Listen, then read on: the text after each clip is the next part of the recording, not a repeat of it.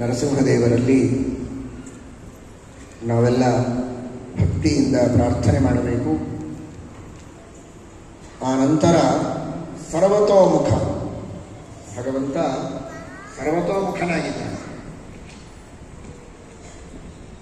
ಕಳೆದ ಬಾರಿ ಸರ್ವತೋಮುಖ ಎಂಬ ಶಬ್ದದ ಕೆಲವು ಅಭಿಪ್ರಾಯಗಳನ್ನು ನೀವೆಲ್ಲ ತಿಳಿದಿದ್ದೀರಿ. ಅಂತಹ ಸರ್ವತೋಮುಖನಾದ ಪರಮಾತ್ಮನನ್ನ ಪ್ರಾರ್ಥನೆ ಮಾಡಬೇಕು. ಸರ್ವತೋಮುಖ ಸಿಂಹಾಸ್ಯ ಸರ್ವತ್ರಾವಸ್ಥಿತಾನನ ಸರ್ವತೋಮುಖ ನಿರ್ವಾಣ ಸಾಧನಾನಿ ಪ್ರಕಾರಯ. ಭಗವಂತ ಸರ್ವತೋಮುಖ, ಎಲ್ಲ ಕಡೆಗೂ ಅವನ ಮುಖ ಇದೆ, ಎಲ್ಲ ಕಡೆಗೂ ಅವನ ದೃಷ್ಟಿ ಇದೆ, ಎಲ್ಲ ಕಡೆಗೂ ಅವನ ಕೃಪಾದೃಷ್ಟಿಯೂ ಇದೆ, ಉಗ್ರ ದೃಷ್ಟಿಯೂ ಇದೆ.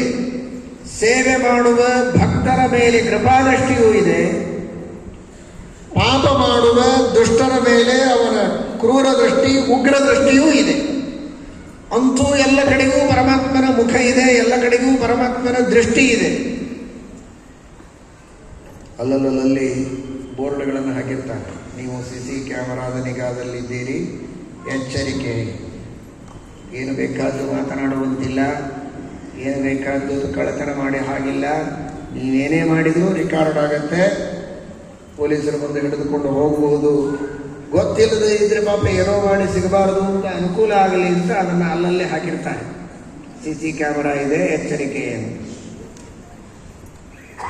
ಹಾಗೆ ವೇದ ಶಾಸ್ತ್ರ ನಮಗೆ ಎಚ್ಚರಿಕೆ ಕೊಡ್ತಾ ಇದೆ, ನೀವೆಲ್ಲರೂ CC ಕ್ಯಾಮರಾದ ನಿಗಾದೊಳಗೆ ಇದ್ದೀರಿ, ಎಚ್ಚರಿಕೆ. ಯಾಕೆಂದ್ರೆ ದೇವರು ಸರ್ವತೋಮುಖ, ವಿಶ್ವತೋಮುಖ, ಎಲ್ಲರ ಕಡೆಗೆ ನೋಡ್ತಾ ಇದ್ದಾನೆ. ಎಲ್ಲರ ಕಡೆಗೆ ನೋಡ್ತಾ ಇದ್ದಾಗ ನೀವು ಅವನನ್ನ ತಪ್ಪಿಸಿ ಏನನ್ನೂ ಮಾಡಲಿಕ್ಕಾಗುವುದಿಲ್ಲ ಅನ್ನುವುದನ್ನು ತಿಳಿಸಿಕೊಡುವುದಕ್ಕೋಸ್ಕರ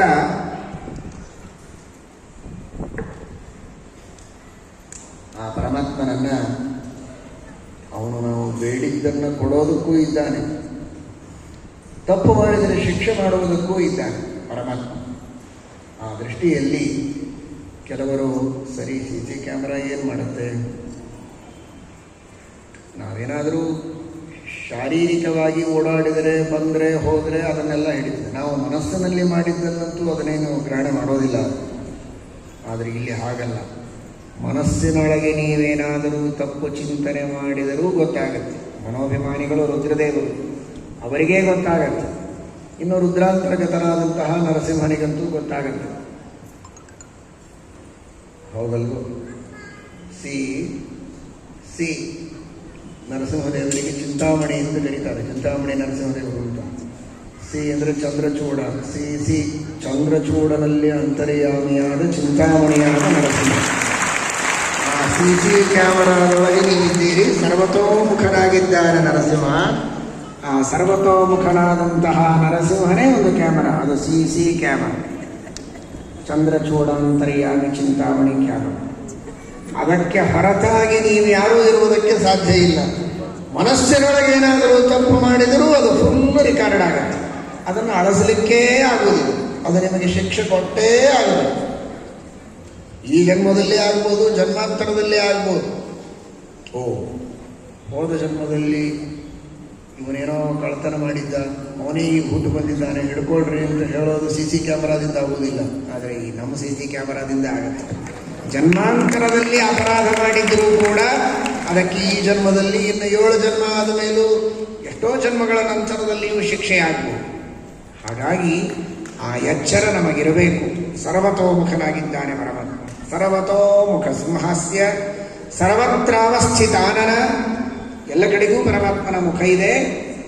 ಸರ್ವತೋಮುಖ ನಿರ್ವಾಣ ಸಾಧನಾನಿ ಪ್ರಕಾರ, ಮೋಕ್ಷ ಸಾಧನಗಳನ್ನು ನಾವು ಮಾಡಬೇಕಾಗಿದೆ. ಸರ್ವತೋಮುಖವಾದ ಸಾಧನ, ವಾಚಿಕವಾದದ್ದು, ಕಾಯಿಕವಾದದ್ದು, ಮಾನಸಿಕವಾದದ್ದು, ನಾನಾ ರೀತಿಯ ಸಾಧನೆಗಳಿವೆ, ಕರ್ಮಗಳಿವೆ, ಶ್ರವಣ ಮನನ ನಿಧಿಧ್ಯಾಸನಾದಿಗಳಿವೆ, ಅನೇಕ ರೀತಿಯ ಮೋಕ್ಷ ಸಾಧನೆಗಳನ್ನು, ಮೋಕ್ಷದ ಮೆಟ್ಟಲುಗಳನ್ನು, ಕೆಲವು ನೇರವಾದ ಸಾಧನಗಳು, ಕೆಲವು ದೂರದ ಸಾಧನಗಳು. ಅಂತೂ ಶುದ್ಧವಾದ ಮೋಕ್ಷದ ಸಾಧನೆಯನ್ನು ಮಾಡುವುದಕ್ಕೆ ಬರುವ ವಿಘ್ನಗಳನ್ನು ಕಳೆದು ಒಂದೋ ಎರಡೋ ಅಲ್ಲ ಸರ್ವತೋಮುಖವಾದ ಮೋಕ್ಷ ಸಾಧನಗಳನ್ನು ನಮ್ಮಿಂದ ಮಾಡಿಸಿ ನಮ್ಮನ್ನು ಉದ್ಧಾರ ಮಾಡು ಎಂಬುದಾಗಿ ಸರ್ವತೋಮುಖನಾದಂತಹ ಆ ನರಸಿಂಹದೇವರನ್ನು ನಾವು ವಿಶೇಷವಾಗಿ ಪ್ರಾರ್ಥನೆ ಮಾಡಬೇಕಾಗಿದೆ. ಆ ರೀತಿ ಪ್ರಾರ್ಥನೆಯನ್ನು ಮಾಡಿ ನರಸಿಂಹದೇವರ ಒಂದು ವಿಶೇಷವಾದ ಅನುಗ್ರಹದಿಂದ ನಮ್ಮ ಮೋಕ್ಷ ಸಾಧನೆಯನ್ನು ನಿರ್ವಿಘ್ನವಾಗಿ ನಾವು ಮಾಡಬೇಕು.